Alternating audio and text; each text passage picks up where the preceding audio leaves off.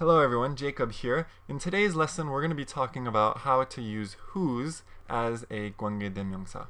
Okay? And the basic structure is right here. You have a noun, and then whose, and then a full sentence. Okay?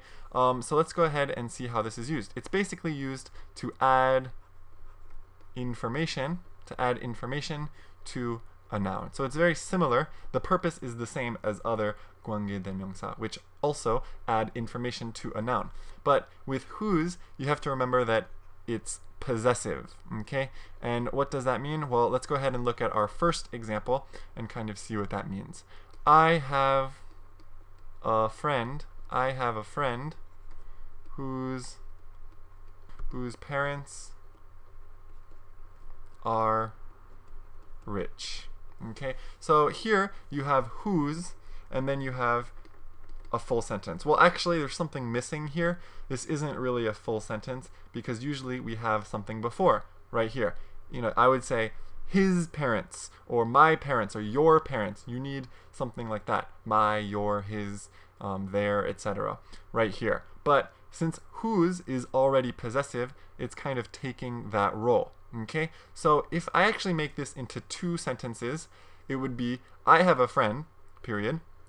His parents are rich. Okay, so that's kind of what this means, but I'm just making one longer sentence. And it's actually a little bit more natural, a bit more smooth if you do that, rather than make two really short sentences.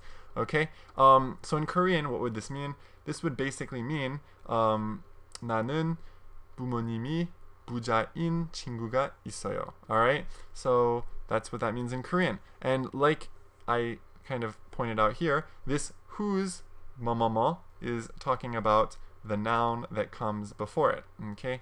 So whose parents are rich is talking about my friend. Alright?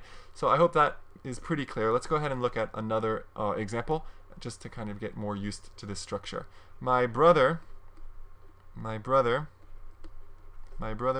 whose wife is an actress. My brother whose wife is an actress lives in Hollywood. Okay? My brother whose wife is an actress lives in Hollywood.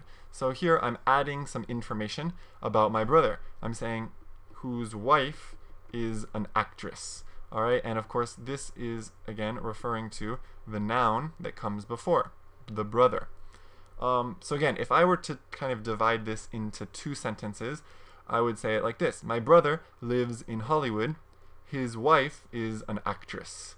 Alright, but if you just make it kind of one long, more smooth sentence like this, it actually sounds a little bit better.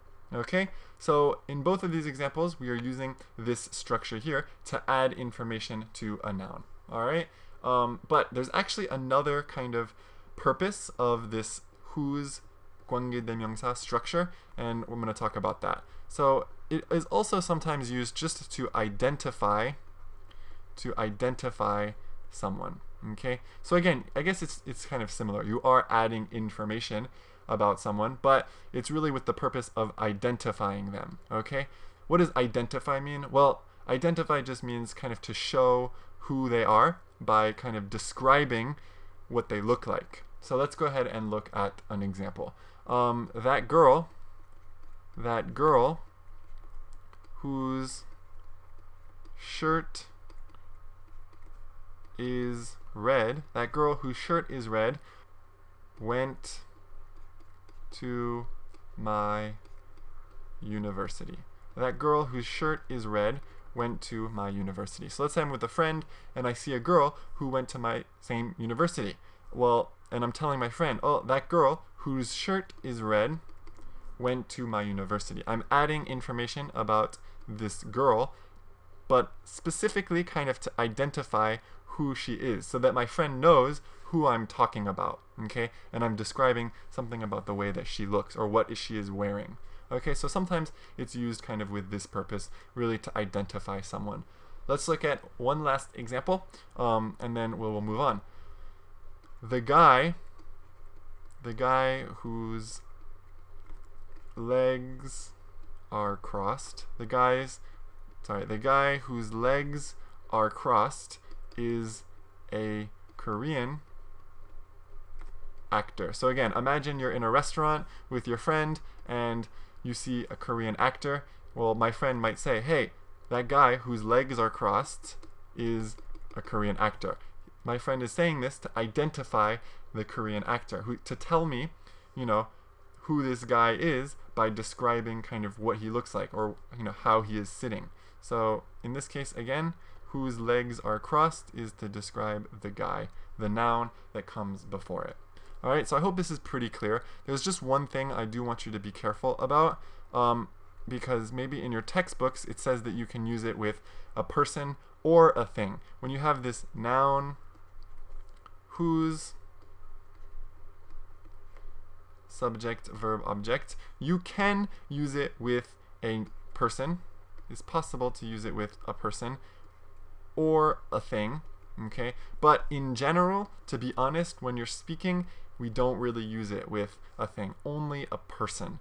Alright, so I'm going to go ahead and just give you an example and kind of show what you shouldn't do. So in this example, the car whose back seat is comfortable is expensive. This sentence sounds a little bit strange to me because I'm using it with a thing. Even though it's probably not wrong technically, I just don't recommend saying this, okay? So I'm going to cross it out.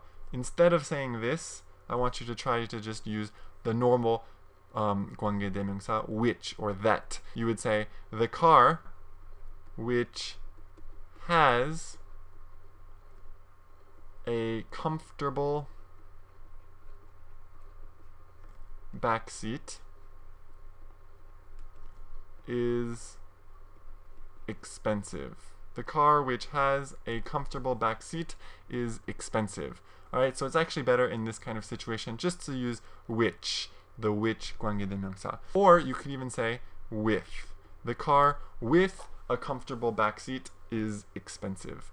Alright, it just sounds more natural. So I would avoid using it with a thing in general. Using this whose 관계대명사 with a thing, only really use it with a person. Alright, so that's everything I wanted to talk about in this lesson.